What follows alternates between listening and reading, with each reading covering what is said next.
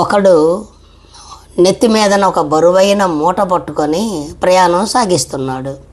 ఆ మూటలో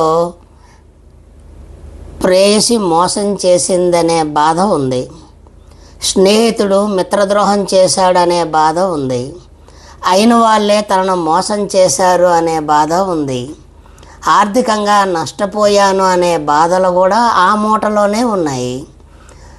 ప్రతి ఒక్కడు తనని అవసరానికి వాడుకుంటున్నాడు, నా అవసరానికి ఎవడు ఉపయోగపడడం లేదనే దిగులు కూడా ఆ మూటలోనే ఉంది.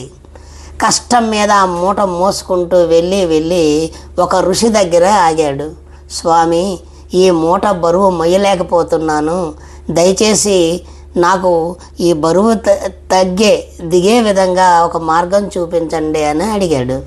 ఆ ముని నవ్వుతూ, నా ఆశ్రమం లోపల చాలా మూటలు ఉన్నాయి, ఈ మూట తీసుకెళ్ళి దించేసేయి, ఇంతకంటే తేలికైన మూటని నువ్వు తీసుకొని వచ్చేసే బయటికే అని చెప్పాడు. పోనీలే, ఇంత పెద్ద బరువు మూటను వదిలేసి చిన్న మూట తీసుకొస్తానని వెళ్తే అక్కడ ఉన్నవన్నీ తనకంటే పెద్ద మూటలే. ఉసూరు అనుకొని తన మూటతోను తనే వచ్చేసాడు. ప్రతి మనిషికి తను మోస్తున్నదే బరువు అనుకుంటాడు, కానీ ప్రపంచంలో ప్రతి ఒక్కడూ ఏదో ఒక బరువు మోస్తున్న వాళ్ళే.